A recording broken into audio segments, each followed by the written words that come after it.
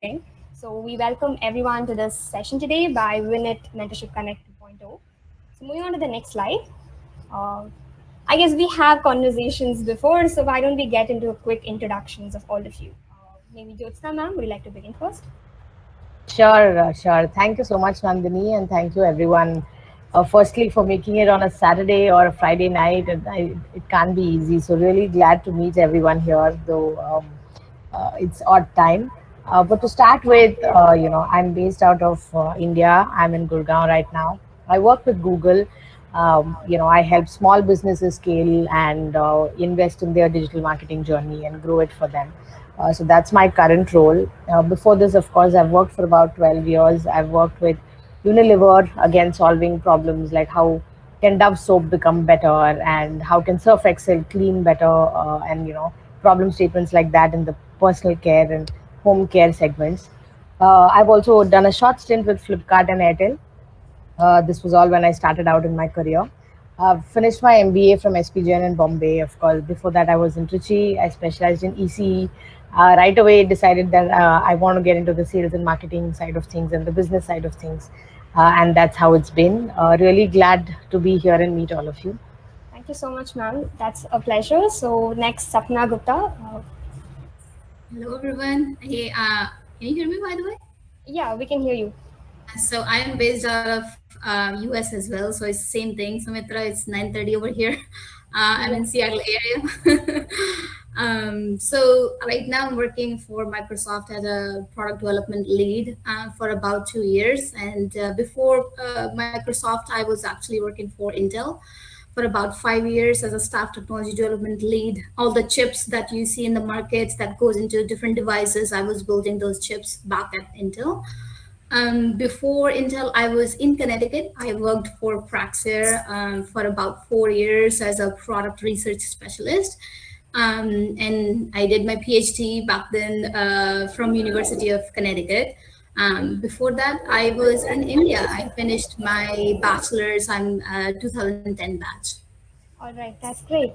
So we move on to Sumithra. So would like to introduce yourself. Hey everyone, my name is Sumithra Pandiaraj. You can call me Simi. I have over 7 years of experience working in diverse companies, ranging from a digital consulting firm. That's where I first started out, where I saw the company grow from like 100 employees to 300 employees. And then I moved on to a telecom company, Apple, and then currently I'm a staff product manager at Walmart. I completed my instrumentation control engineering from NIT Trichy. I'm from the 2013 batch, and I've transitioned over to a product management role now. I'm looking forward to the session. I'd love to talk a little bit more about product management and help answer any questions you have about it. That's great. We are looking forward to it too. So next, Anupama, probably the Hey, youngest in the panel here. sorry?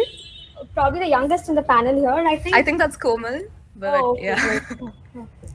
So I did my electronics and communication engineering from NIT Trichy, and I graduated in 2019. Right after that, I was working in HSBC in data and analytics. Sometime in around 2020, I decided that I wanted to make the shift into product. And I joined PhonePe as their first associate product manager. They had started an APM program. And I work specifically in transaction, customer, and merchant experience. So everything from transaction to, like everything on the app that you experience post-transaction is something that comes under my purview. I quite love this job, and I think I can bring some special value add here in terms of making this entire transition at a fairly young age. Yeah. That's great. So next, Ravitha ma'am, would you like to introduce yourself? First of all, no ma'ams. Ravitha is just fine. Thanks. Hi guys, I'm Ravitha. I passed out in 2001, production engineering. We don't call it NIT back in the days. It's called REC Trichy. First and foremost, I identify myself as a mom of a 6-year-old son. He's sitting and having lunch at the back room. I came into product management by accident. It was not my choice. I wanted to change industries. I was in the telecoms. I worked as an engineer and then a software development manager. For quite some time, I just wanted to to have a change. So I thought, why not get into product management? And I love it. I absolutely love it. I'm kind of a little bit different in the industries that the other mentors are working in. Mine is mining industry. So it's very big in Australia, especially in the western part of Australia. But if you don't know what mining industry is, many of the fundamental things that you guys are using on a day-to-day basis is only possible because of mining. So I'm proud to be working as part of the industry. What we do is we make heavy equipment simulators. So it's a little bit of a technical role that I do, and designing those simulators for these big, enormous trucks that you see in the mines, excavators, shovels, dozers, whatever equipment you see. That's our core business. Right now, we are also moving into branching out to other, outside of the operator training, other human performance related training activities in the mining industry. So designing the simulators from the start, till it goes to the customer, and then managing that on a day-to-day basis is basically my job. So it touches on hardware, software, manufacturing, to managing customers and sales team. That's great. That's me in a nutshell. Yeah, we're looking forward to hear from you, definitely. And finally, Komal, would you like to go? Yeah, am I audible? Yes, you're audible. I am Komal and I'm a freelance graphic designer. I specialize in book design and I've been freelancing for an year. And I'd like to share my experience with freelance and what it is to be an artist. And yeah, so that would be it. Thank you so much for having me. Okay, that's great. So let's now quickly dive into the session. So we have a lot of deep dive into talks, and Srihashni, to the next slide. And we have a couple of icebreakers and all planned for all of you over here to make it really interactive. So the mentees who are on the call, we would like you all to interact with each other, interact with us as much as possible. So we'll quickly go into the next slide. So first, we were beginning out with something called a word cloud. So now that we're going to be talking about product management and marketing, Shriyashni, would you like to go to the slide out there? We would like all the mentees in the audience out here to quickly type in the words that you can actually think of related to product management. So I'm just sharing the link over here in the chat box. So basically, we would like all of you to go into this link, which is like a word cloud, and type any 3 words that you can think about related to product management and marketing. Anything that you can think of at the moment, any jargons or any words that you have previously come across and you're interested in learning. So, like anything that you would like to talk about related to product management and marketing.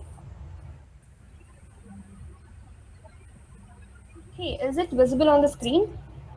Shri Hashni, can you, yeah, okay, great, it's come. Okay, wow, so we have got a lot of things. So maybe let's quickly go into each of these words. Sumithra, would you like to say what an MVP is?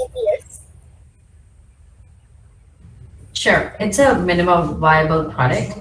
Think of it as the smallest functional deliverable that you can deliver to a customer that can bring value and can be used by the customer. So usually when you think about launching a product, the scope is endless. So you want to always think about what is the MVP or the minimum viable product that you can deliver to a customer that's going to bring value to them. So that's where you would go into defining what that MVP scope is and really thinking about how you could drill down that scope and think about in that time box situation, what you can actually deliver to that customer. Okay, great. So we'll keep all of these like a rapid fire round, quickly getting into each of these words by definition. So, okay, Jyothsna ma'am, what's the difference between advertising, branding, and marketing? Like all of them seems very similar. So how do you differentiate between them?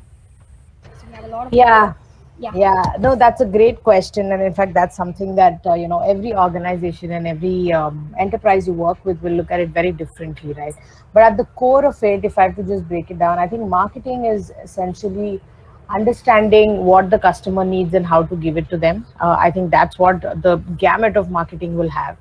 Now, within that, one of the reasons and one of the things that marketing needs is really to be able to build a brand, right? And brand is in itself, a huge science and art in its own right. And to really, I mean, Dove is a brand, Surf Excel is a brand, NIT Trichy is a brand. Essentially, in very very simple terms, it's a promise or a promise of trust, right? What does that particular word mean to you, and are you trusting that word to deliver that promise is what a brand is. And it could mean anything from education to a college to a person, and all of that is brand. Advertising is now a subset even within brand, where there are multiple ways to build a brand and grow a brand. But advertising is just one way of getting that message of the brand out to the intended customer or the intended consumer. I don't know if that makes sense, but essentially they're kind of like linked to each other in the broader gamut of business and marketing. Okay, that's great. So one last question. I know we have a lot of words out here, jack of all trades and a couple of things. Sapna, we like to say what is requirements? Like what are product requirements? Or some word mentioned out there. So requirements, whenever you build a product, first of all, you need to know what are the requirements, right? What exactly do you want to build?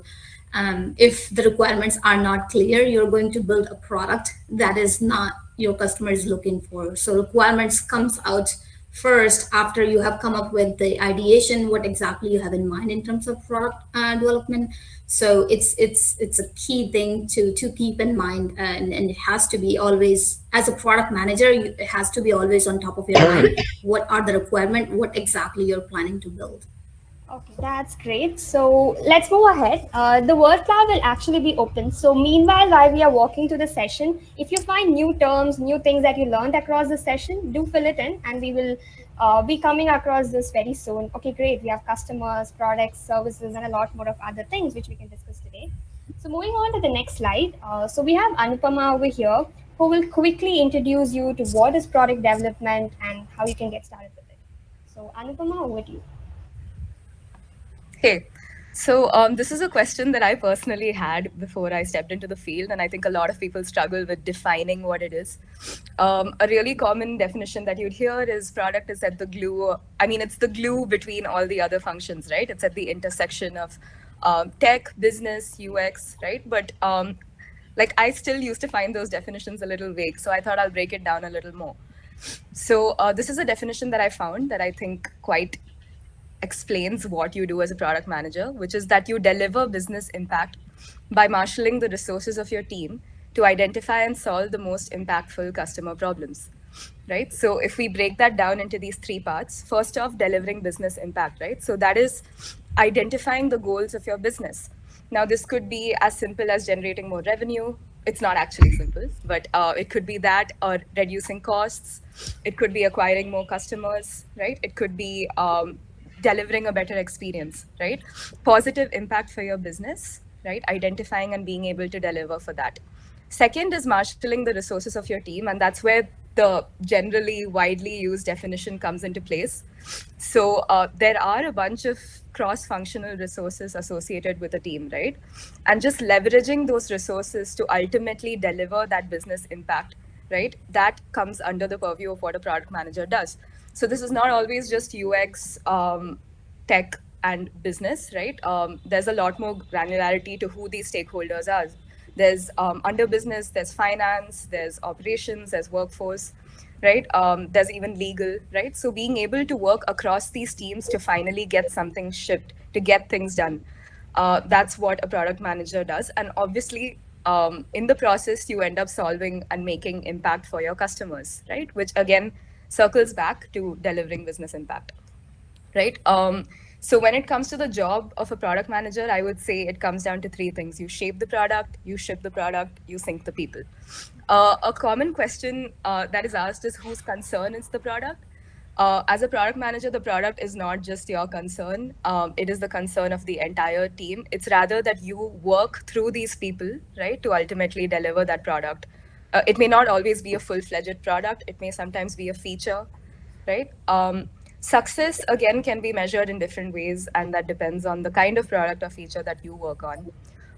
For instance, since I work with transactions, right, things like the success rate of my transactions, I work with platforms, so that matters to me, right? Issue prevention, right? People not facing issues at the end of their transactions, right? So different people or different PMs measure success differently, right? But on a high level, it comes down to user adoption, customer satisfaction, right? And business impact, right? I think Nandini, if you can press the next, if you can just press anything. Oh Yeah, yeah. so it's also a pretty stressful job. And if you think of it, I mean, to keep things light, it's also like this meme over here where sometimes things are just burning down and you have to like kind of keep everything under control. You have to kind of resolve blockers. You have to make sure that everyone is equipped. All your entire team is equipped with whatever they need to ultimately achieve the end goal that you're all working towards. And so yeah, that's pretty much what that's pretty much what the job comes down to on a very high level. Um, Quickly, I'll just give a glimpse into what my day-to-day work as a product manager at PhonePe is like. So for those of you who don't know, PhonePe is a payments app, right? It's built on top of UPI, which is the United Payments Interface. It's taken digital payments in India a really, really long way, right? And I'm extremely proud to be associated with PhonePe. So I work as an associate product manager here. I'm assuming that basis your particular level, your responsibilities are different, but this is what I do, right? Every day kind of starts with a data lookup.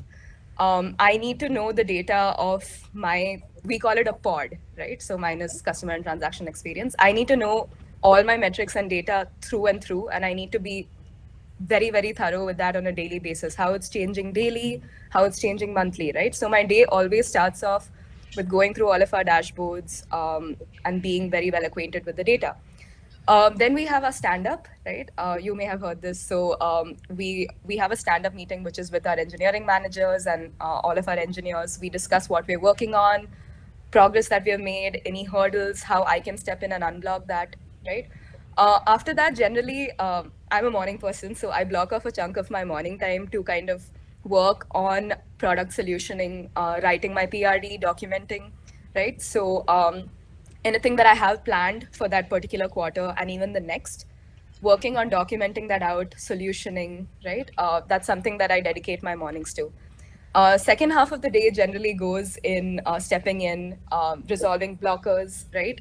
Making sure stakeholders are aligned, communications, documentation, sometimes having brainstorming sessions with business on the next big idea that we're going to pick up, sitting with engineers, solutioning for a particular feature that they're building out, right? So that's kind of how my day goes. At the end of my day, I make sure I document everything I've done. I make sure that there's visibility into everything I've done because that's extremely important, which you'll realize in the long run. So yeah, that's pretty much what my day looks like. All right, so that's great. I think we all of us have got a quick overview of product management. But let's go to the next slide. I think something with all the audience out here are wanting to know. So breaking into product management. So there are a lot of opportunities out there. You can be a product developer, an analyst, a designer, a marketer, or maybe when it comes to marketing, you can be in e-commerce, digital marketing, social media, and a lot of things. So quick question. I would like all the answers to be very brief and very quick so that we keep moving on the slides faster. So let's start with Ravitha, ma'am. What are the 3 important skills do you think is required to step into product management? Just 3 words. I think first and foremost, you have to, like what Anupama said, you have to be able to process multiple things all at once. Okay. So that's if you are a person who can only do one task at a time, product management is not for you. Because every day, I'm sure everyone will agree who's been in the field, when you're doing one thing, there'll be an email that you'll need to attend to, there'll be a phone call, and your CEO is like, oh, why are my numbers not adding up? And so ultimately, you have to be able to tackle multiple things at one time. So that's number 1 skill. Number 2 skills like balancing what you need to attend to on a day-to-day basis, like putting off the fire. Again, Anupama did a great job, by the way. So I'm just using her stuff. So putting off the fire is important, but at the same time, you have to have a long-term view of, what you're going to do tomorrow, what you're going to do, next, because it's not just about today. You have to have the long-term view. It's number 2. Number 3, You have zero authority over anybody in the organization, but you have to be able to positively influence through every departments and department heads and engineers and your sales team and your CEO. That's a skill. Okay, that's great. So now let's move on to three important skills that you think is important for marketing. Jyothsna ma'am. Yeah, thank you. And it's really exciting to hear from Anupama and Ravitha. A lot of what you said also kind of rings true, because when you work in an organization, it pretty much, you need to work really closely with product, and marketing needs to work very closely with sales, product, and so on and so forth, right? So I think as a marketer, the first thing that I'd kind of say is that, are you someone who can think both creatively and critically, right? And that's a very fine balance that I think marketers are expected to have. Like, are you able to think of new solutions? Are you being able to innovate? Are you being able to see trends and patterns and forecasts where everyone else is not able to see the same thing with the same data, right? Are you able to forecast a little bit creatively, but at the same time really have your feet on the ground and be able to look at data very critically and be able to make the decisions right, because a lot of stake goes into what marketing plans today is being executed 1 year down the line. So you need to know that you are guiding your whole organization or your team in the right direction, right? So I think that combination of being creative and critical is very important. Okay. The second thing, and I'd agree with what the speakers before me said, that working with people becomes critical in a lot of these roles, because it's not you're not a single person unit anymore. You have to work with your team, you have to work with your superiors, you have to work with the product team, you have to work with agencies like the advertising agencies, brand building agencies, market research agencies. So you really need to be able to influence and work with a lot of them, make sure they believe in what your vision is, and try and get and execute it. Yeah, I think these two would probably be the top of it. I can't think of a third one that's high up on the list for me. Okay, great. So that sums up this. Moving on to the next slide. So this was something that you went across the breadth, but there was also something that you go across the depth. So this is how you climb a technical ladder of how you become a product manager. So why not, Sapna ma'am, you give us a quick overview of how you led your journey from to become a product manager lead? Sure.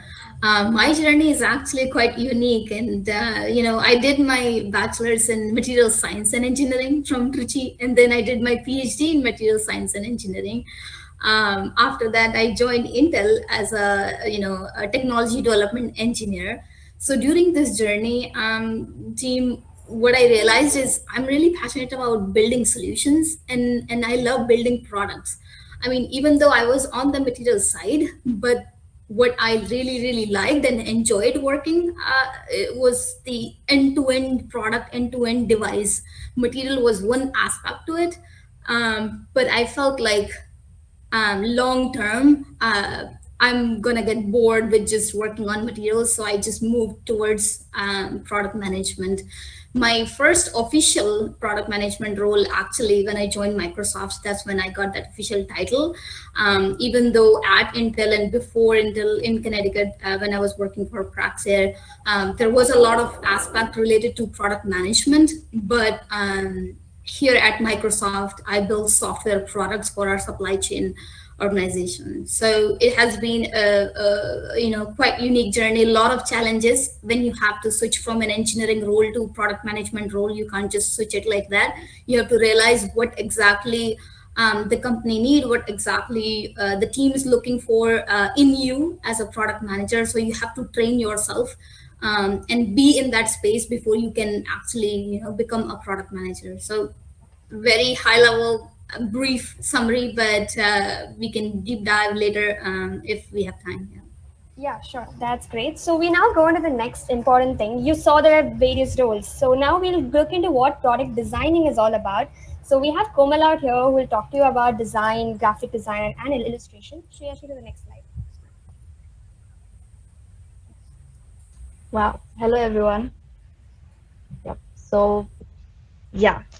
Um, I'll- these are some of my works, if you can see. I do these little kiddish like drawings, and then there is like a professional side to me. I design for yeah product managers and some entrepreneurs and yeah. So yeah, I'd like to define what is graphic design. So I think yeah, so it's like communicating ideas, messages, personality of the brand clearly so that it's understood with minimal mental efforts. And it's rarely about the fancy visuals and the trends. I think when people hear the word graphic design, they're more like, okay, there are going to be fancy visuals now. But that's far from truth. This graphic design, graphic would mean something visual, and design would mean solutions. And graphic design to me is finding solutions to clients. While communicating their brand, like what message they want to give as a brand and understanding their personality. So I think that's how I define it, and that's how it usually should be defined.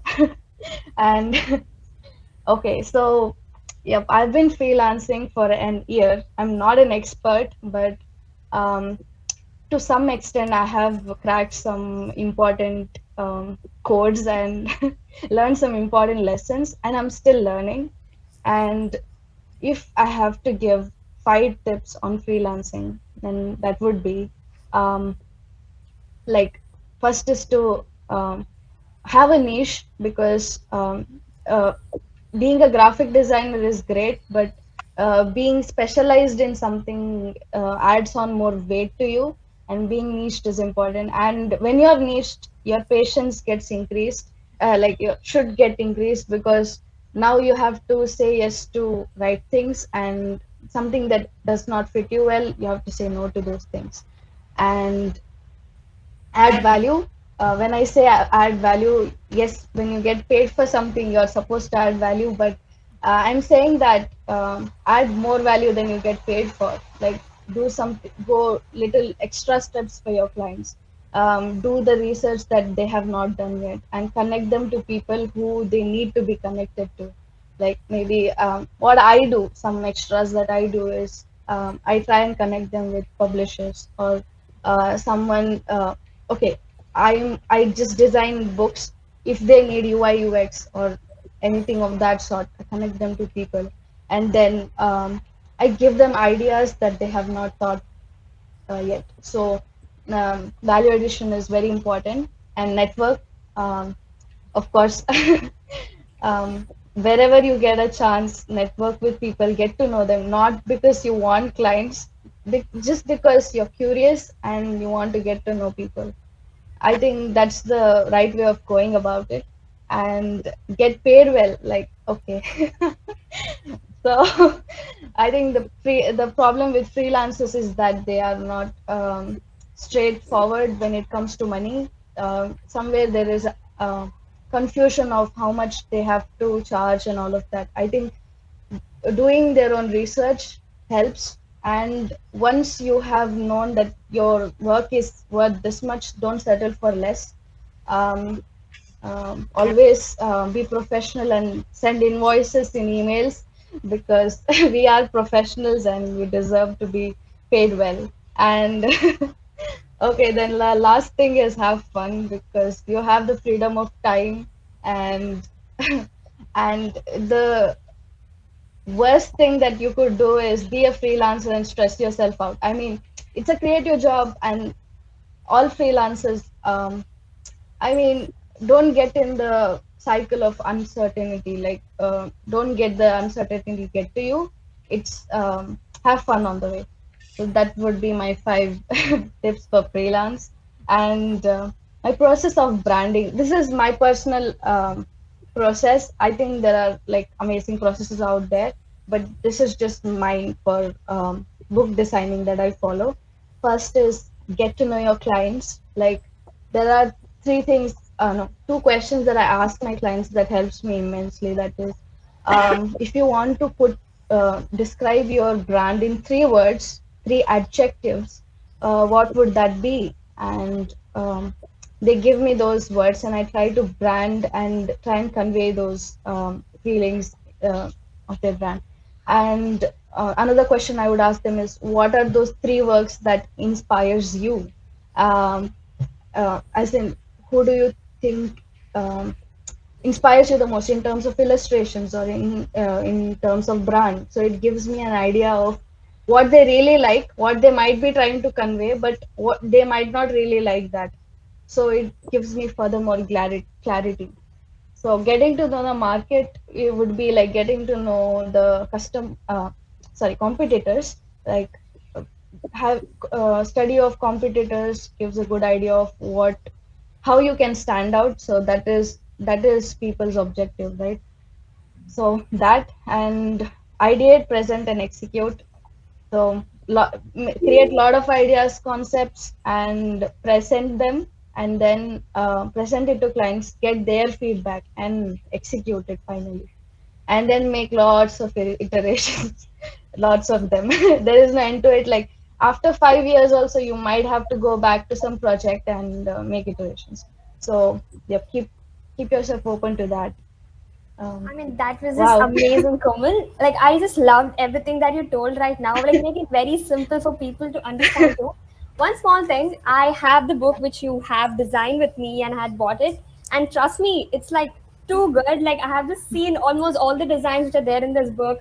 And especially to the audience out here who wants to pursue your master's abroad, MEM or MIM, this book, Admitted, is something that you all of you should definitely read if you want to, and do check out graphic designs by Komal. I mean, trust me, it's just like too good.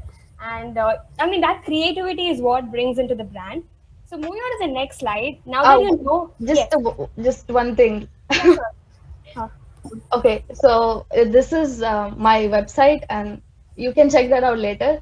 But something that helped me in my freelance career is this one video of Neil Gaiman, uh, Make Good Art. You can Google that, you'll get it on YouTube. It changed my life.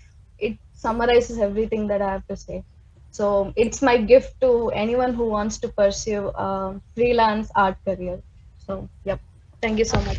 That's great. So now that you all know how design is actually important for a brand, let's now go to the next slide quickly. I want all the audience out here to quickly unmute yourself and tell me what each of these logos represent. So first one, who wants to go first? Logo one, may I know what it is? You can unmute yourself and quickly say. We have like 5 minutes time, so quickly I want all of you to unmute and tell what it is. Anyone in the audience? Hi, Nandini. Hi, Gitanjali. So want to say what the logo one is? Yeah, so it's I think missing the A and okay, it's the logo for Amazon Perfect. So basically, and yes, the second one. that would be Mozilla Firefox, Okay, perfect. The third one. Pepsi. Okay, that's perfect. Okay, let's give chance to the next person. Who wants to come up next? Oh, can I add one point? Yeah, sure, you can. So I learned this in eighth grade, and so Amazon, the arrow points from A to Z in the word Amazon. So they want to say that we have everything, all products named from the letter A to like the whole alphabet. So that's one reason why the arrow points from A to Z.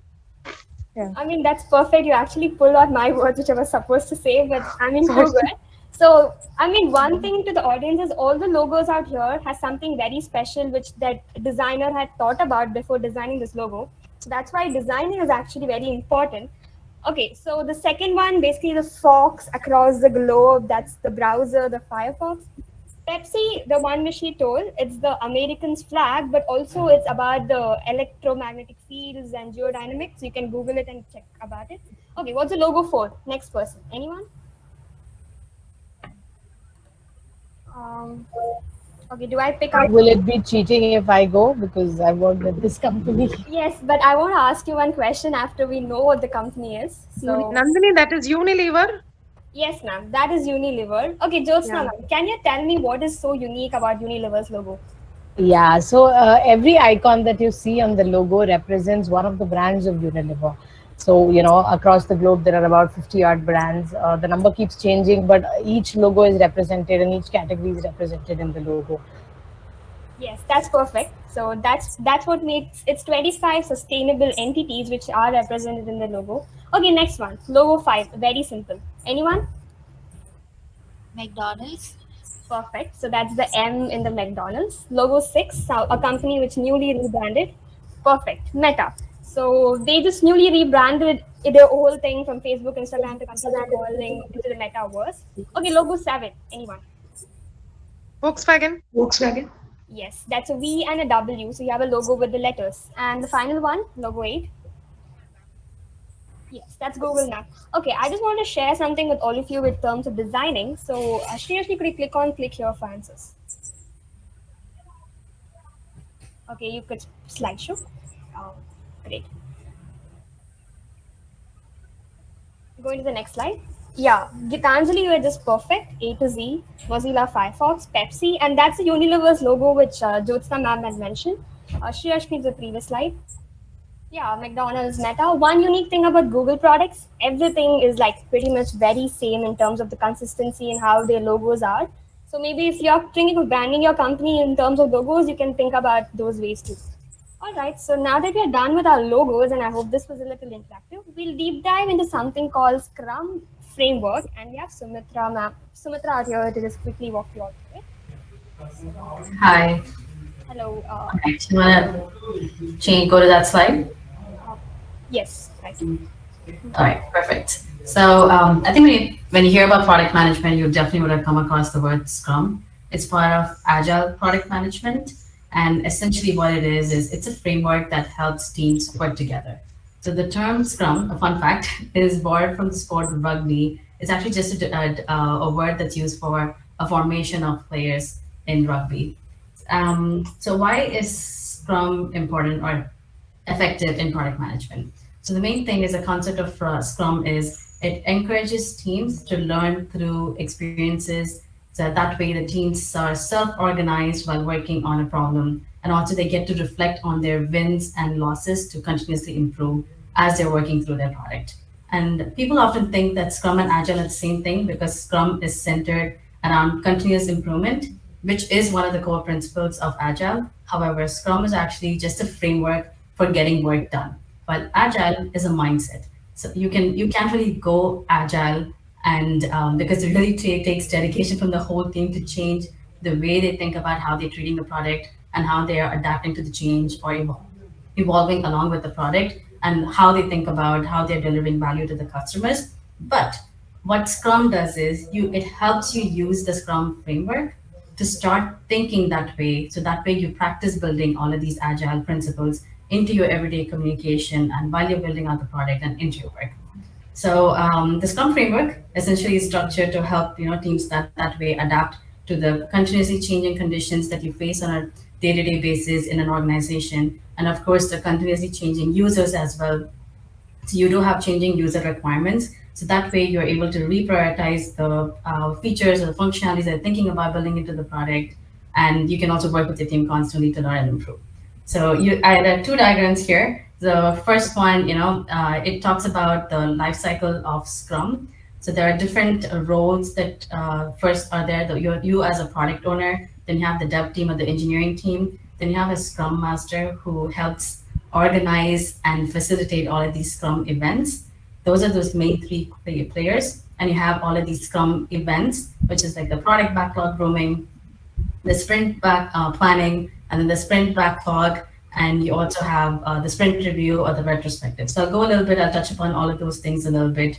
So essentially what happens is, as a product manager, you own something called a product backlog. So think of it as a to-do list. It's primarily a list of work that needs to get done and is maintained by you as a product manager. So it's a dynamic list of features, requirements, enhancements, and fixes for that product. So, and the next one is, it's the sprint backlog. That sprint backlog, think of it as list of items or fixes or user stories that's selected by the engineering team for implementation in the current sprint cycle. So what a sprint is, think it's a time boxed event. Usually it's around like 2 to 3 weeks, where the engineering team and the product aligns that what can be delivered in the 2 weeks or 3 weeks. So from the product backlog, you prime out a layer of the top priority items that you want to be delivered in the 2-week sprints. And think of it as achieving small milestones as opposed to thinking of they're trying to deliver the entire product backlog or the list of to-do list things you have. It's like, I want to get this done this week and I want to get something else done the next week. And that we call as an increment. So all of those efforts that you are trying to achieve during a particular sprint. So some of those events that you as a product manager would be owning is, first of all, the product backlog grooming. That is how you organize your backlog. You might have a list of to-do things for the feature or for the product, but how do you go about prioritizing it? What brings most value to the customers? What's critical right now? Maybe customers are facing an issue where if it's a transaction related, let's say they're not even able to input their credit card. So that's a P1 critical issue that blocks customers from even using your product. So let's say you assign a high priority for that and you need that picked up for the particular sprint, so it's fixed. And as a part of the sprint, there are a few events that happen. So once you have the product backlog, you work with your team to get that priority. You have the sprint planning process along with the engineers, and you prioritize what needs to be picked up into the sprint backlog. And in the 2 weeks, you have daily Scrum meetings with the engineering, where you try to understand, what do you need help with? How can I unblock you? What do you need to move forward? What is the progress of all of those things that we pulled together into the sprint backlog, and the engineering team committed to deliver in those 2 weeks? And you try to understand how much progress we're making. And at the end of the sprint, you have a sprint review where you go through a demo and see all the things that the engineering team committed for delivering in those 2 weeks. How did we do? Is it working as expected? Is it meeting the product requirements, for example? And at the end of each sprint, you do have a retrospective meeting where you go back and try to analyze how you did that sprint and think about what you could have done better, what went well, because being agile, it's a continuous learning process for the team dynamic as well. So you try to see what worked between the product and engineering and how everyone was able to work together as a team. If there's any opportunities of improvement, you will go back and take a look again. So this is it's a framework for how teams work together. It's sometimes it's loosely followed, sometimes it's very strictly followed. It depends completely on the company. It's definitely a learning experience for me as well in the companies that I've worked. I think I've noticed that in smaller organizations, it works much, much better and it's more effective because you're able to keep that consistent structure. But for example, when I worked in Apple, it was a larger organization. They were more waterfall than even agile. So they were not really following the Scrum framework. And even the Scrum meetings would happen only with engineering team, but not with product involvement. But in the current company that I'm working at, Walmart, where product gets involved a lot more in those engineering conversations as well. So we do have a daily Scrum process. Right? And this process repeats, and every 2 weeks you go through the Scrum framework again, and then you pick up a new work that you want to deliver, and the cycle goes on. All right, that's perfect. I think we actually got a clear idea of what Scrum works, and there's something important for you as a product manager when you get inside. So let me give you all a quick activity now based on what Sumithra had spoken. So now that we have spoken about prioritizing your tasks and what is something that is important to be executed first, here's a quick question for all of you.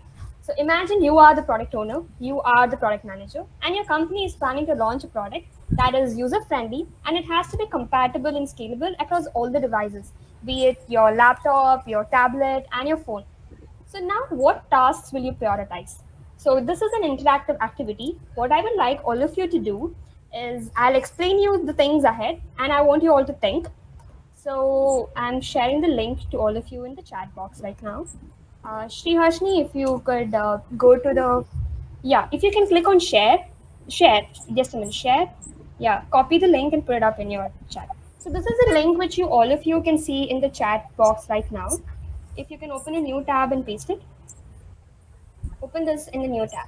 So you will all have to basically tell how much of effort, okay, fine. So what you see on the screen is basically a slide bar. Sriharshni, if you can click on the copy link, put it up in the new tab and show how the user input looks like. Yeah, open a new tab. Open a new tab.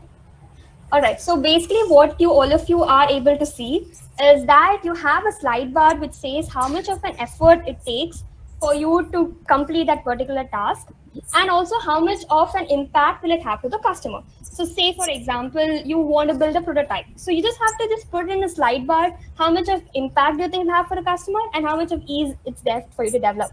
Maybe to reply your emails, how much of impact will have to your customers and how much of an effort is required from the team. So just put it up on the slide bar like that. what you think is actually will fit into each of those particular tasks. Now, moving back to the slide, I hope this activity is clear to all of you. Just slide the bar out there to just imagine what is more impactful to customers and what is the ease of development. So, Sriyashni, you can go back to the the product requirement. Yes. Okay, I do find a lot of people have already submitted. That's actually great. So now, what do you see on the screen? Um, do not click on the numbers. Just leave it blank. Yeah, perfect. Sumithra, would you like to explain this to them a little better, or did you? So what it actually is here is you can see four quadrants are there. The first quadrant is basically quick wins, something which companies actually prioritize to maybe because it has a lot of impact and it is easy to develop. Maybe the second quadrant is you have it's easy to develop, but it's probably not that impactful for customers, so maybe you don't prioritize it. The third quadrant is something like it's easy to develop, it's not so easy to develop, and it's not even important for customers. They just films and you just don't consider about it. And the fourth quadrant is basically it's you take time to develop it, but then it has a lot of impact for the customer. So that is something that you put up in your fourth quadrant. So this is how you prioritize your works and your tasks and identify which tasks that you could essentially execute in the earliest time. So did you all get what the gameplay was, or like what you did right now and how the bubbles were on the screen? So maybe I could ask each of the mentors out here. Uh, so let's start with Sumithra. Build an initial prototype. In which zone do you think it will be? Yeah, sorry, I missed your question earlier. I think you said it well. So build an initial prototype. You were spot on there. I think in terms of ease for development, it really depends when you're thinking about an MVP. It's still an effort. Although you have reduced the scope to as minimum as possible, you still need to get something out there and you're building something from scratch.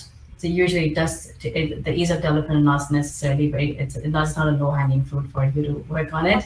Okay. From an impact to the customer. So that's what I think you should be definitely creating an impact to the customer, although you're delivering on a minimal viable product. Okay, so which zone do you think it will be in amongst the four quadrants? Any idea? First Yeah, so quadrant. so from building an initial prototype, I think it should definitely be around at least in the fourth quadrant right there in the Bottom right, bottom, bottom left, bottom top right, top left. Yeah. yeah, bottom right. Okay, bottom right. Okay, next person. Ease to develop at high impact. Okay, we go on to Anupama, replying to all emails. Which quadrant do you think it will be in? Okay, so the ease to develop is definitely fairly like low. It's easy to develop. Uh, are you implying that the higher up it goes, it's easier to develop? Yes, and Okay. it requires less efforts. Yeah. Okay, but And I wouldn't say that's particularly Can we impactful all for customers. So I Yeah, would put it in the exactly. quadrant where it currently is. So Yeah. you don't need to focus on this thing while you're build like launching your product at the moment. So focus on the Yes. important things. Okay. Hold ideation meets daily. So Ravitha ma'am, in which zone would you put that in? I think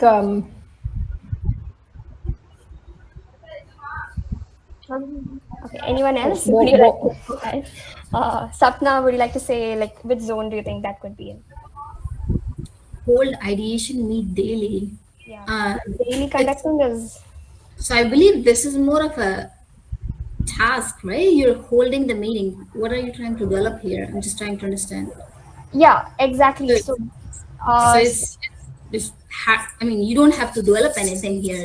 I mean, Sumrita just talked about Scrum, right? We have to, within Scrum framework, you have to have daily meeting, and then you're not really developing anything. So it's like hardly anything. The first quadrant where minimum effort needs to be put in to conduct the meeting, and then impact is also low. It's just we are talking about what are the blockers, what we need to develop, if anybody needs any help, are there any issues, etc. So both I would say low ease okay. to develop as well as impact to customer.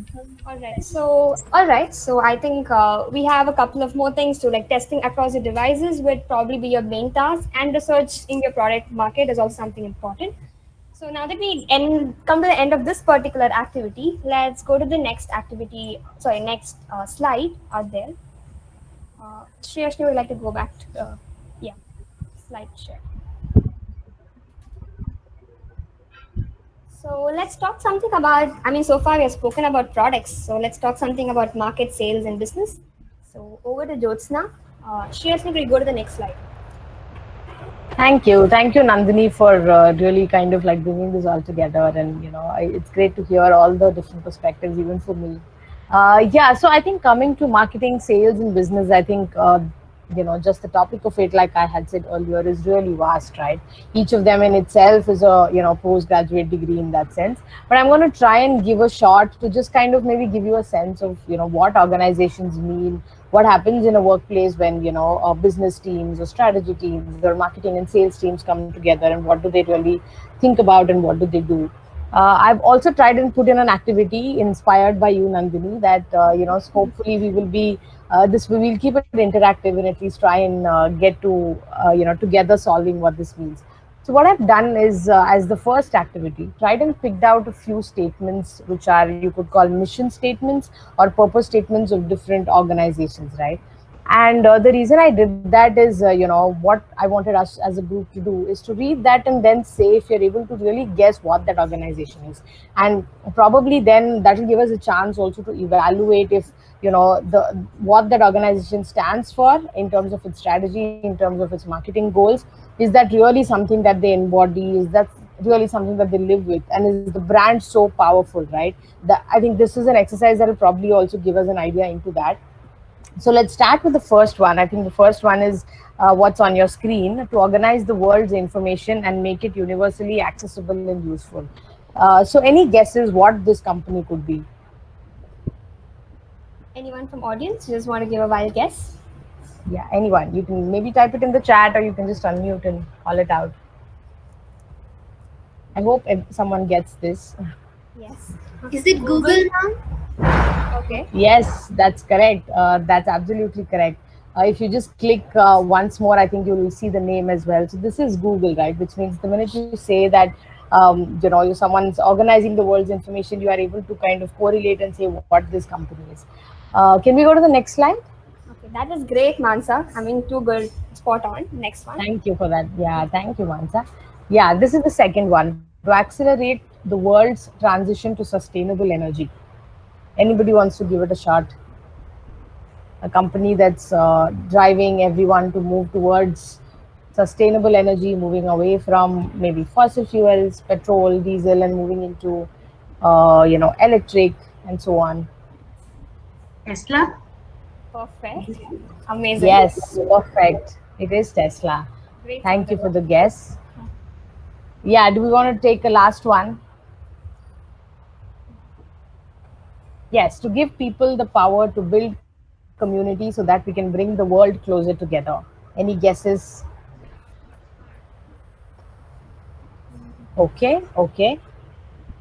Anything that's a little bit older than that? Yeah. Any other social media platform? Facebook. Meta? Yeah. Perfect. Yeah, that's absolutely correct. It is Facebook, right? Yeah, so thank you for participating. I think the reason I did this, and we could go to the next slide, Sri Harshini, was to say that, see, essentially what businesses need to do or enterprises need to do is really value creation, right? I mean, what is the value that you are providing to your customers, to your employees, to your stakeholders, to the vendors and partners you work with, and in society, right? And that becomes pretty much the, the end goal and the objective that every business is working towards. And the minute you're able to dive down into what that value is, what that means, that is where marketing kind of starts playing a role, to say that, okay, now how do I know what that value is? How do I articulate it? How do I build a campaign, or maybe build advertising for my customers to look at it, right? And that's the job of really marketing and brand in any organization, to really make that value creation stand out, come alive, and communicatable to everybody, in the shortest, crispest, most creative way, in a way that it relates to the consumer, in a way that they feel strongly about it, right? And that's, I think, the whole journey from creating a business to really marketing the core values of the business or the brand. right? And of course, we are a room of engineers. So I thought, how do we now take it a step further and put a mathematical equation to value? Because that's how we engineers think, right? We have to put it in a structure and in a framework of an equation. Which is why if you just click once again, Sri Harshini, essentially this is what value means, right? Value is essentially benefits by cost or by price. So if you just take a step back and look at what someone in sales and marketing would really do in their day-to-day job, essentially they would be trying to influence either the benefits part of the equation and try and add benefits and communicate benefits, or other, they will work with other parts in the organization to either reduce the price or command the right price or reduce cost, right? Broadly, everything that you would do would fall in these buckets if you have to go back to it.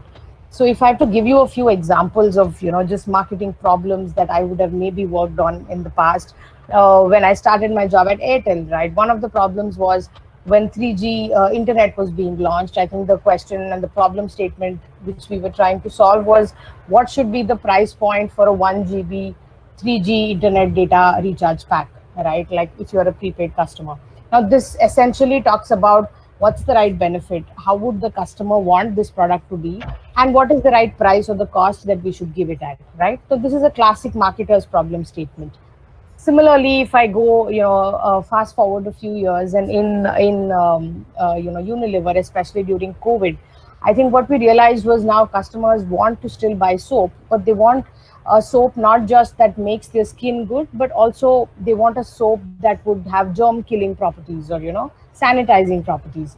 Now then you start thinking about what is, as a Dove, if you're a marketer in the Dove team, you start thinking about what should be the benefit, what should I add to the product, what should I communicate this as to my consumer, so that the consumer is willing to now look at Dove and really start buying Dove and start purchasing more of that, right? So that's the second problem statement.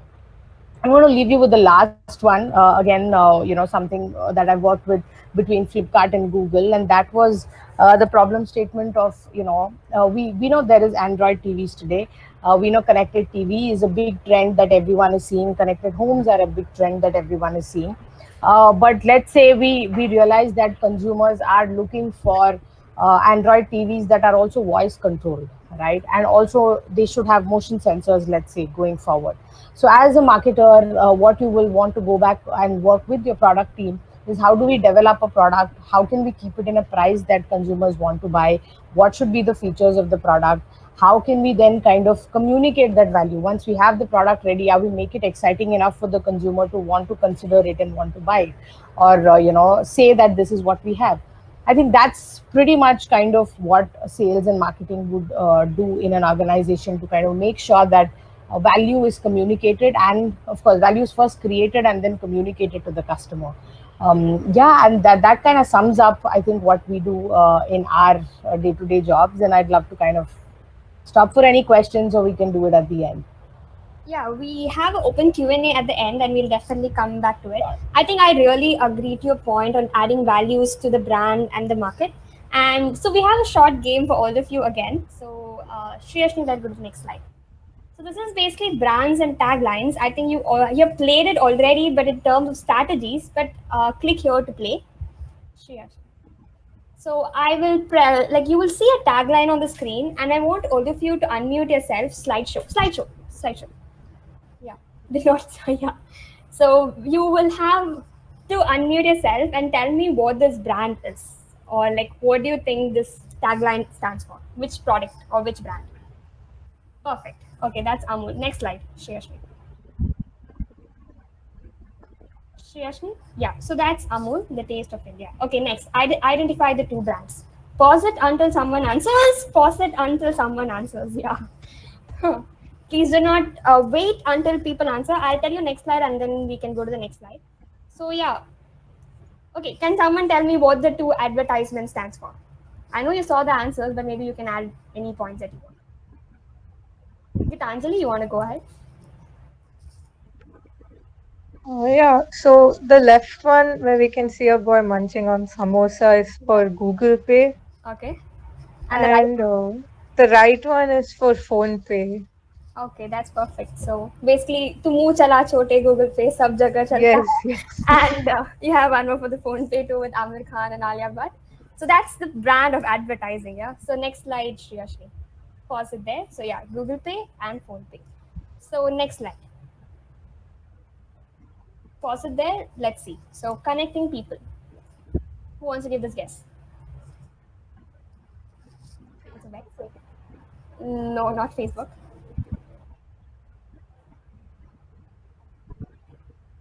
Maybe it's like an older. The old Perfect. Nokia. Yeah, that's perfect. Yes, Soundarya, that's Nokia. Okay, next slide, Shriyashni. Yes, that's Nokia. Next slide. Okay, identify this. A line of code can change the way the world shops.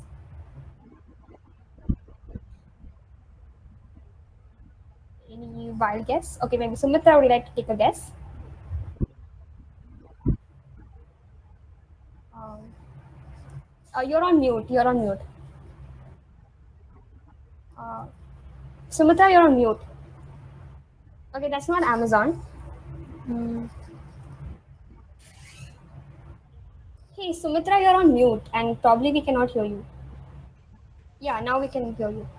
Now can you hear me? Yeah, I can hear you. Okay, I think there's problem with the network. I'm not too sure. Yeah. Okay. Anyone else? Yes. Okay, let's go to the next slide. Let's look at the answer. That's basically Walmart Global Tech. So you have different frames of Again. Walmart, right? So yeah, this is one pick from the office. So a line of code can change the way the world shops. So that's the Walmart Global Tech stack line. Okay, next one. Very easy. Yeah.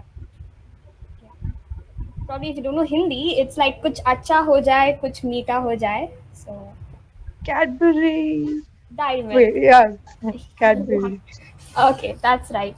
Basically, a lot of Cadbury's advertisements are driven by value. Like, I mean, the way they portray their ideas through advertisements is like really good. One about the women's cricket team, or maybe about Diwali celebrations and all. Okay, Shreyashi, next slide. That's Cadbury, diamond. Next one. Okay. Yeah, this is something. So let's shatter the glass ceilings. What do you think this tagline looks like? Is it jockey? No. Oh. Okay, let's go to the answer. So that's basically the WIN-NITT tagline, the WIN-NITT. So let's shatter the glass ceiling and reach out to the leadership roles. So that is what we believe in, to women to break out all the barriers and keep climbing heights to the. And maybe some of you could also become a product lead coming soon after this session too. So just keep climbing and keep learning. Okay, so now that we had some fun with marketing, brands, taglines, let's go on to the next concept of the day. Shriyashni, going back to the slide. So we have just two more speakers left to talk. So do stick on to the call, and we have something interesting coming up too. So we have Ravitha talking about B2B versus B2C product management. Hello, everyone. Thanks for the opportunity, Nandini and WIN-NITT. Great to be part of this. So I thought, looking at all the other mentors and companies that they work with, mine is very different. Like I said, I'm from the mining industry, and we deal with B2B. There's no B2C, so I have zero experience from a B2C perspective. So I thought I'll just lay out some of the differences between B2B and B2C. Obviously, in a B2B, you have to have a lot of industry knowledge if you're doing product management, because otherwise, like I said, the positive influence of, because you have zero authority, but you have to work with multiple people, no one will listen to you if you have an idea. If you don't have the industry knowledge backed by whatever you are saying, then no one will listen to you. So that's very important. The way you gain that industry knowledge is by talking to a lot of people, and you have to go on many site visits in the mines, and you have to talk to different levels of users within those mine sites. Because, I mean, the second point says focus on the professional buyer persona. And the reason why it says that is the person who has who's going to give you the check to buy the product is not the person who will be using the product. So you have to touch on these different people and strike the right chord with the people, because it's not about just saying, yes, I've spoken to the trainer, and the trainer knows how much of value that they're going to get using our simulators. It's not enough, because the trainer has zero budget authority. So you can't go and talk to the supervisor. The supervisor will be like, yeah, this is great, but my budget doesn't allow me to buy a simulator, sorry. So you have to go to the top level, and they would be least interested in hearing about training. So you cannot go and say, hey, this is training. You have to talk about which is what Anupama started with, a business impact, right? How this product is going to deliver business impact to their business, to your customer's business, because we deal in the business-to-business world. So if you're not saying how making this investment is going to save them money, or in some other aspect, mostly it comes down to money, but safety is a huge thing in the mining industry as well. So if you can sell that, this will make your mine more safer, it will deliver further productivity in the mine. It can save costs by reducing people doing machine abuse and doing the wrong thing. That's how you need to sell. So it is quite art to be able to say the right message to the right people, because you can't go and talk features and functionalities to the people at the top level. They'll be like, I'm wasting my time, see you, bye. So that's very different. And also in the B2B space, you have a contract with the customer. I mean, this is $1 million that we're talking about, $1 million worth of simulators we're talking about. So as part of the purchase, there is a contractual agreement, and they're spending millions and millions of dollars with you. So they have expectations, they have demands. So once you sell the product, it's not like, well, this is the feature, we are done here. And especially if you're a key customer for the business, and sometimes they can be very loud, they can be very noisy. You can't just ignore them, because they can sever the contract, or they will not buy further products from you. So you are bound to deliver, to show continual value with the product. So managing their expectations and demands, as well as your business expectations and demands, is quite important in this job, because you can't make the customer overly happy, because that means the effort of making them overly happy, you could have applied it to some other customer who's been struggling in the certain areas. So it's definitely a challenging thing when you're dealing with business to business. And the last thing is, we are talking about contracts and every single customer bringing in millions of dollars. So we have to be, when you make changes and things to the product, you have to think about how you train the customer for those, because it's not like these people are not like, like your phone users, where we get the update possibly every month, and then, they just learn on their own. You can't do that. Any new thing that comes on, have to have a training plan. You have to manage the whole release process, because it's going to hundreds of customers who've got a contract with you again. And if something goes wrong, they'll be like, I'm not paying money for you. And so you can't have very like constant releases. We used to have 6 monthly releases back in the day, but now it's not fast enough. As the world is shrinking, like people, we've spent so much money with you, we can't wait for this feature for 6 months. So now we have what we call as a limited distribution release every month.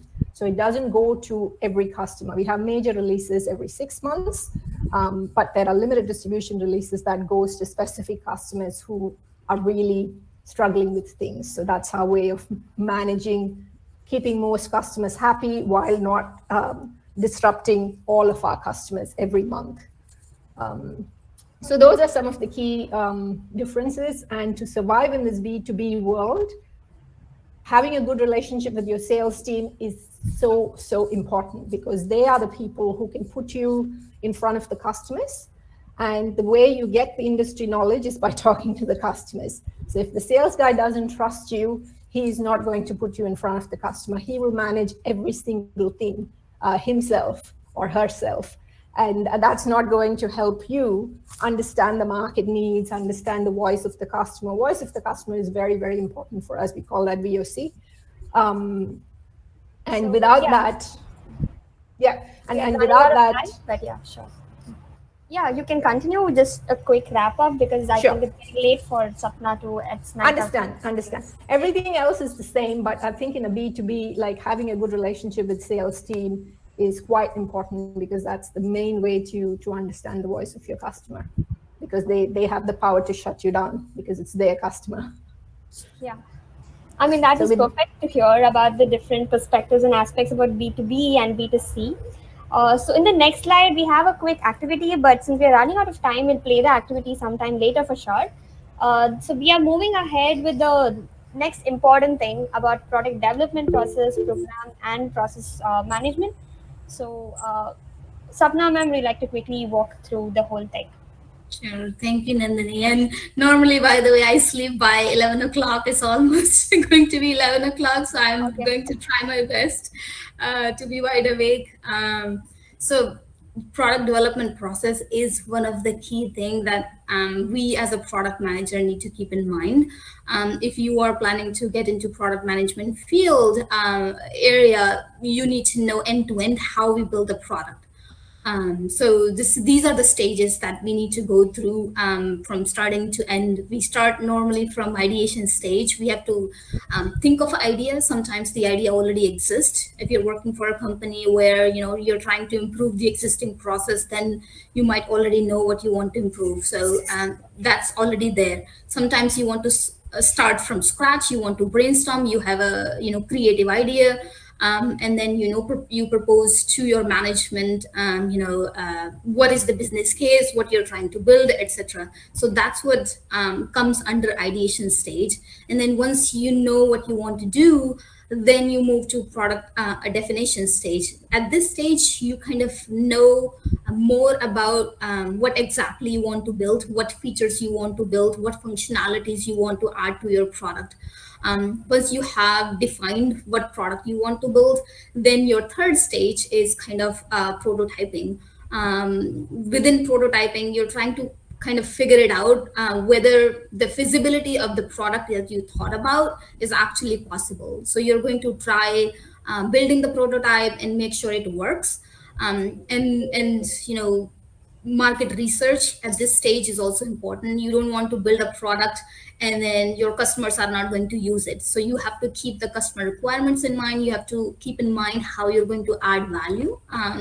We discussed about adding value to the product, multiple times, and I'm going to stress it even more. It is very important that you know what your market is looking for, you know what your customer is looking for, before you actually build the product. So once you're done with the prototyping, you get into the detailed design phase. This is when you actually build the architecture end to end.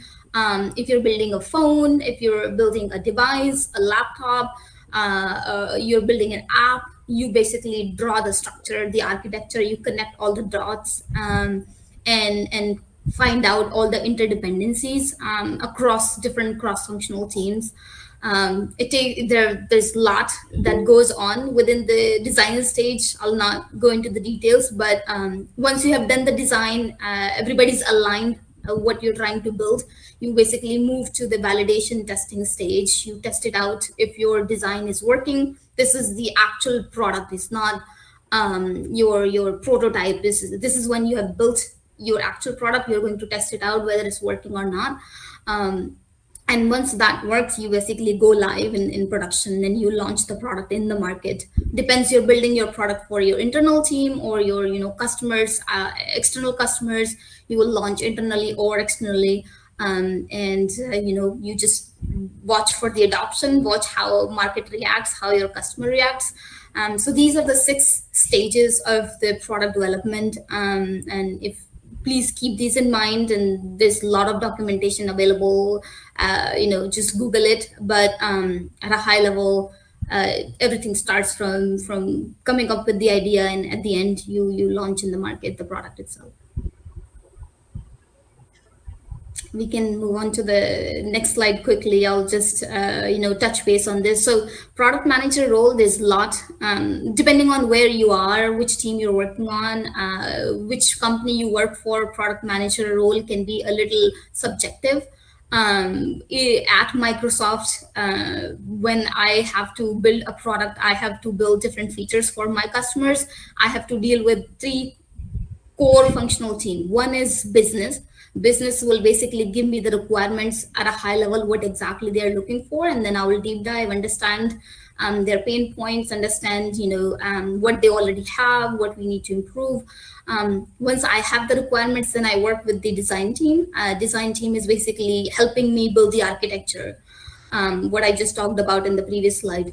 Once we have the architecture built, then somebody has to write the code. Somebody has to assemble all the pieces together. So the engineering team is basically, if you're building a hardware device, they're just adding all the components together so that your hardware is ready. If you're working on a software a product, then you have your software engineering team. They're writing all the codes, they're connecting all the back end, front end data flow, and giving you the product that your customer is looking for.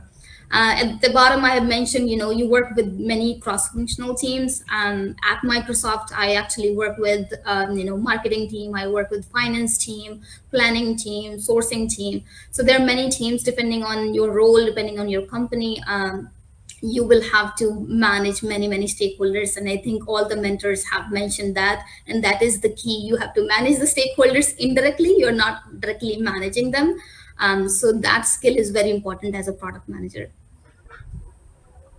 I think we can move on to the last slide. Here, I know a lot of people think about what are the differences between product, program, and project. At a very high level, I think there is an echo. Is it coming from my side? Can you hear me, Nandini? Yes, I can hear you clearly. Okay. So at a very high level, product is either you're building a software product or a hardware product. You're basically adding all your components, whether it's you're building an app or whether you're building a laptop, for example. That is what product management means. You're actually building something. Project management can be this initiative, right? For example, your mentor mentee women initiative, this can be considered as a project or initiative in itself. It does not include really building a product. So that is a big difference between product and project. Program is basically you have different projects, and then if you combine these these couple of projects, they have interdependencies, and they are connected. They come under one ecosystem. So when that happens, it's kind of called as a program management. There are several commonalities, and you can see in this view, read offline. But at a high level, I explained, let me know if there are any questions. Product, project, and program. I've gone through all these 3 cycles and many times. So there's definitely an overlap, and depending on where you work, people might think it in a different way. At Microsoft, we define it in my organization specifically very clearly what project, product, or program manager will do. So there are different tasks that we are responsible for. Yeah, so I'll just pause here. If there are any questions, let me know.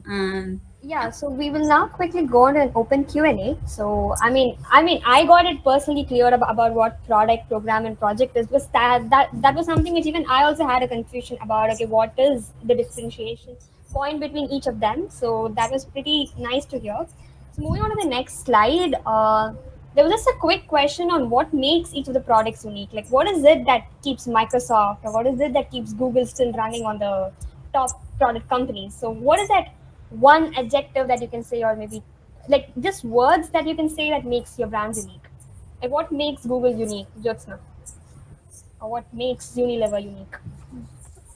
I don't know if I'll be able to say a word, but like I said, I think in terms of how they define their purpose of existence, right? Like why does Google exist? I think it's like I said it in one of the previous slides. It's essentially to organize the world's information. Similarly, for Unilever, I think the equivalent of that would be to bring vitality into each and everyone's lives. It could be through products, it could be through solutions, and I think that's pretty much what they stand for. Okay. What about Microsoft? So what is so unique about Microsoft as a brand? So Sapna? Microsoft, one thing that is very unique about this company is the diversity of the product, and I believe all the big companies care about the customer. Customer obsession is very important. But from my perspective, Microsoft have the software brand, the Windows. Without Office, I don't know how do you survive. I like PowerPoints, Word, Excel sheet, all the calculations. So that itself kind of explains how Microsoft is evolving with time, and now Microsoft have entered into devices market, hardware devices market as well. So I believe the diversity of the product and how they're kind of adding the unique features to each of their products makes the brand unique in itself. Okay, that's great. So Ravitha, what makes immersive technologies unique?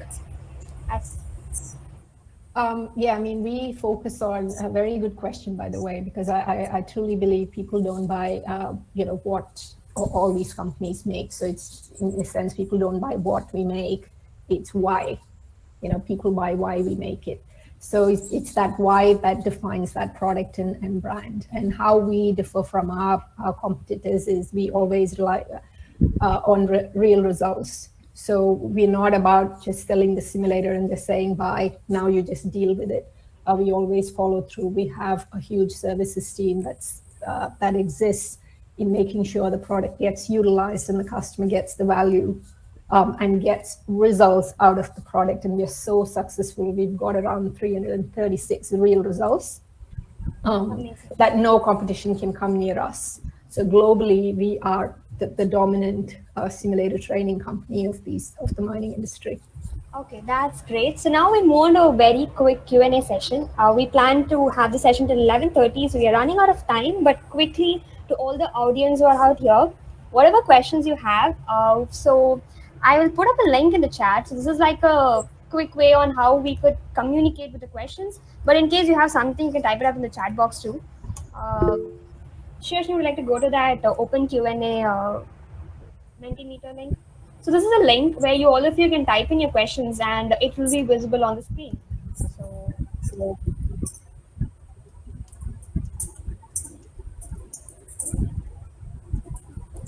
So you can type in your questions in the open Q&A and we'll be here to answer it. Whatever questions you have for the mentors, you can actually take it up and write it down.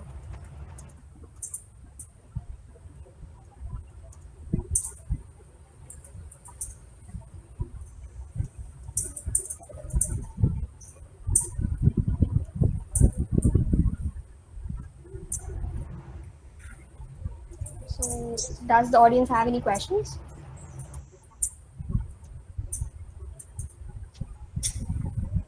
So we have a question. What skills do we need to develop or focus in college to get into product management or sales?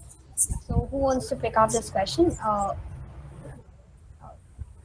Sapna, would you like to say any certifications or any courses that people can actually pursue so that these skills they can develop during their Sure. I have a younger sister, by the way, who like she's doing her engineering in computer science, and she's not fan of coding, so she's wanting to pivot into product management roles. So with my experience, I have recommended a couple of courses to her. One of the course that I have recommended, I mean, it depends, right? How much money you want to spend and what course you want to take, what certification you want to take. From my perspective, certification is one thing. It's very important what you learn out of it. And for that matter, there are a couple of courses on Coursera. I'm not like saying, I'm not branding or advertising Coursera, by the way, just disclaimer. There are two courses. One is related to product management professional. Somebody from Microsoft is providing guidance into how end to end we build the product and how we manage, starting from again ideation stage to go live into the market. I can share with you, Nandini, and then you can share with the audience offline. That's one certification that will give you kind of fundamental knowledge about what product management is all about, and what are the different roles, what different activities you have to take care, in daily life and end to end. Starting, you have to manage the design, you have to manage the user acceptance testing, you have to understand the market, then you have to go live. There's a lot that goes into it. At this stage, at your stage, I would say just have that basic fundamental understanding of what end-to-end product management is all about. And I think, if you are still interested, then you will know where to deep dive on your own. And if you need more details, you can always reach out to me, Nandini, and I can offer more details. Sure, definitely. Maybe you can share in the certification and the link. I'll give it to the students definitely, and maybe they can look into it to start knowing a lot more about product management. Okay, here's a question. How is mission and vision different? Like how to get a good vision and mission for a company? So Jyothsna, would you like to take it up? Yeah, I could take this up. I think, very, very simply put, one is the aspiration and one is the action part of it, right? So the aspiration is where you want to go or what do you want to create and what do you see the future as, and that's what defines a vision statement to say, is the organization going to take the world there? And the mission is essentially what are you going to do about it and how are you going to go about creating and working towards that. So I think that's how you would probably want to look at it and say, what are we going to do today and where do we want to go? Okay, I hope that answers. Yeah, that's great. So Komal, how to be a designer as a freelancer? So if someone out here is interested in creativity and designing, how do they start? How do they take it forward? Yes. Okay. So since you're in college, I think there are so many clubs that give an opportunity to design. So be active in that. And I learned most of my designing through that. And that would be the first step. And the second step is always to be open to freelance work. Like there will be friends and family looking for work, and the more you work, the more you get opportunities. And the third would be add value everywhere you go. So once people notice that you are valuable, they come to you. Yeah, that's Okay, it. that was a great answer. So what is the right time to shift to product management? So Ravitha, would you like to take it up? Sure, I would say now. There's no tomorrow, so I'm a firm believer of that. So whatever you want to do, you do today. Live your life by doing, not thinking. And anyways, I think somebody put up the roadmap of the entire how to from the bottom to the top. So there is no perfect timing as this is when you can start out. You can definitely start and work your way up. Obviously, as part of being a product manager is you need to know your product, you need to know your business well, and that's the reason why you need to start from the bottom. There is no way you can just shift the industry and then be a product manager of the other product or the industry that you have no knowledge on. So it's today. Okay. Whoever asked the question, it's today. Okay, that's great. Is it true that we need to be a jack of all trades to be a product manager? Sapna, would you like to take this up? No, it's not true. You don't, I mean, it depends, right? When you say jack of all trades, what that means. But I'm assuming you're asking, like, you need to know everything about it. No, so I am coming from the engineering background. I had my core background is literally I did research. I built materials to build different devices, and now I'm a product management lead at Microsoft. So you don't need to know everything. As you grow and as you get more opportunities, you learn on the job itself. So from the get-go, you don't need to know everything. You learn a lot of things when you actually start to work. I have learned a lot just by getting the job, and before that you actually need to prepare really hard to get the job actually. So keep that in mind, be prepared, and make sure you know what that means, what that job is looking for. And once you are in the job, you if you don't have that core product management background, you need to put in extra effort, to basically understand what your company is building, what are the customer requirements, what their mindset is, the strategies, the roadmaps. It'll take some time, but you'll get through. I think it's not that hard. There are a lot of challenges, but if you are like, if you can put in a lot of work, hard work, and then you'll do fine. That's my perspective. So to add to Sapna, I think simply put, I think Sapna is right, absolutely right. You don't have to know it all to start with. But where that jack of all trade comes from within a product management is, once you become a product manager, you are a jack of all trades. So you don't have to start with that. So definitely, if any of you are thinking you have to have a knowledge of everything, no, absolutely not. But once you become a product manager, and when you're damn good at it, you will know you are a jack of all trades. That's that's why I think. Ravitha, you I think ended really well there. So, I mean, who was the one who asked this question? Like, did it answer your question? Yes. Oh, wow, that's great, Divya. So, next one, how frequently can one switch companies? So, uh, yeah, I maybe could give a Jyothsna shot can at answer this. this. Colgate, Yeah. Flipkart, Unilever, Google. Oh my God, so many names. Yes, Yeah. yes, I could give a shot at it. So I think over the last 12, 13 years, I've kind of worked with four organizations, right? I mean, one could argue if that's, what's a good number and if that's good or bad. But I think, like everything in life, as you go along, you do realize that there's no right answer and there's no one way to do anything. And you kind of learn it the hard way. But what I'd kind of say is it's not necessarily, there's no magic number to say how frequently you can or you should do it. But it depends on what you're optimizing for. Like at any point in any point in time and at any stage in your professional journey or your personal journey, there could be different things that you want to maximize at that given point. So at one point it could be a leveling up. At one point it could be a change in field, like how Sapna mentioned, going from being an engineer to a product manager.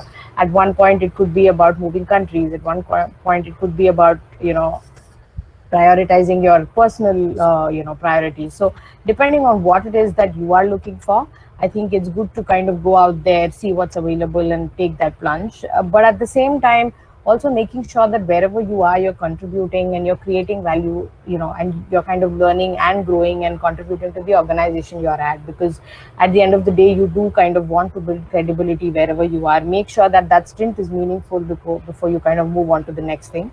But as long as you look back, and I'd like to quote Steve Jobs, that you can only connect the dots when you look back. When you're doing it and going ahead, you can't really know, but once you start doing it and you look back, you know that it all adds up, and to your own learning and growth. I mean, the Steve Jobs slogan, I think that's something which I personally follow in life too. So you cannot connect dots by looking forward. You can connect dots only by looking backwards. So that is definitely a hit. Okay, so I think we have any more questions you can unmute and ask, or maybe we'll come to an end to the session. I hope this is really interactive. Like, I really enjoy talking to all of you with a lot of questions, activities, and a lot of things. Especially thanks to all the mentors to take out some time, get the presentations ready, keep us all into the loop, and like taking this forward. I think thank you so much for taking out your time for this session. Uh, so, girls, any more questions? Shreyas, to the next slide in the presentation. So here is a quick feedback form which we would like all of you to quickly fill it in. This will help us to know what we could do better for the future huddles. So we have 7 more huddles coming up in the next few weeks. So this was the first ever huddle we had planned, and I think if you all have something to share with us, anything that you would like us to do better for the future huddles, you can do let us know. I think we will definitely take it forward. Also, soon after the session, do put up a message in the WhatsApp if you really found the session interesting, because that will encourage other girls and other mentees to also join the future huddles. And we might have a LinkedIn release soon, so maybe you can come and share and like too. So do let us know in WhatsApp how you found the session interesting and how you would like us to make it better. And do fill up the feedback form which has been shared. I think with this, we come to the end of the session. Any last words by the mentors for the mentees? Anything that you would like to say? Nandini, I think you mentioned about the girls and the mentees. I wanted to say I learned a lot from this session. It was great to connect with Anupama, Komal, Jyothsna, Sapna, and Sumithra.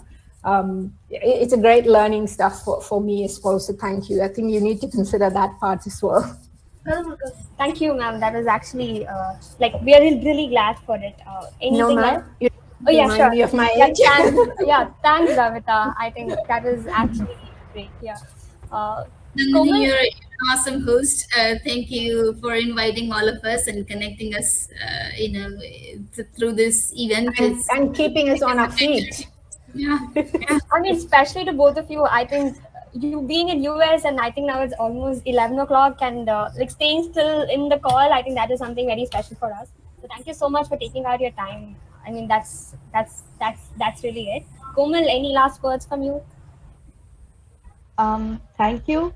And I learned, I mean, thank you for mentioning that, Ravitha. I learned a lot. And I always used to wonder how is a product manager's life like. I'm like, now, okay, now I know something. And it really, it really means something to me. I mean, it's really nice getting to know how others work.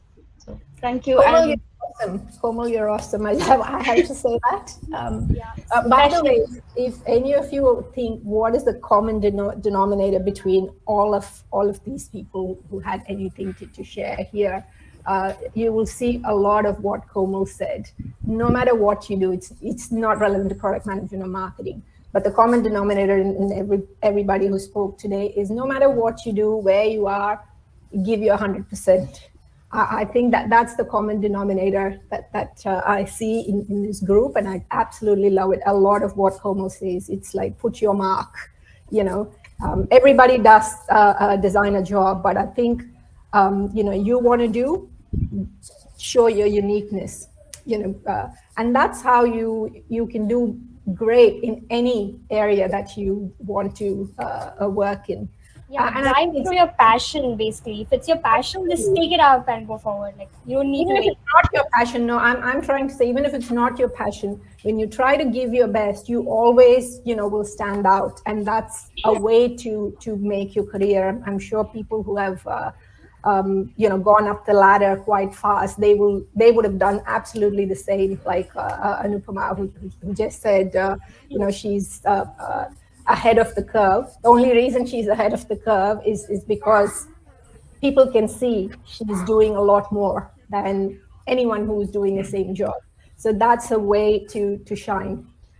Okay, ma'am, final words from Jyothsna. I think seriously you can stop sharing. So we will soon end this call. Thank Nandini, you. can No, I I just, think, Yeah, sure. Nandini? yeah, Yeah. ma'am. So, We have Kalpana ma'am, who is the from the Dean Alumni Relations Office, who have joined us in the call right now. Hello, Kalpana ma'am. Would you like to say something? yes. Hello, Nandini, and hello, everyone. I didn't really expect this, this beginning session to be so well organized, and it just picked up fantastic, Nandini. Every speaker did their best, and of course, your organizing skills and all that. So, thanks a lot for all those people who took the time to do something for the alma mater. So, I am Dr. Kalpana, and I represent the Alumni Institute Interaction Cell. So this will be your point of contact for all activities inside the institute. So that's how I got to know Nandini. So wishing you all a very grand success. Thank you so much, Nandini. And let's look forward to more sessions, which are actually as good as this. So this is set your benchmark. Okay, great. So this has Yeah, set up thanks done. a lot, Ma. But trust Thank me, you. ma'am, this was done in just 2 days of time. Like I Yeah. mailed them and they were all on set to like help us for this presentation and everything. So Mm-hmm. I think like being quick and being spontaneous in the things. I mean, product managers were like too good in that too. So I was really glad about it. So thank you so much for your valuable time, and thank you so much to all the audience too. I think we had 15 out there, but since time was the constraint, we had a few lesser audience till then. But I think hopefully they all had something great to take away. Any audience you want to share something? How the session was?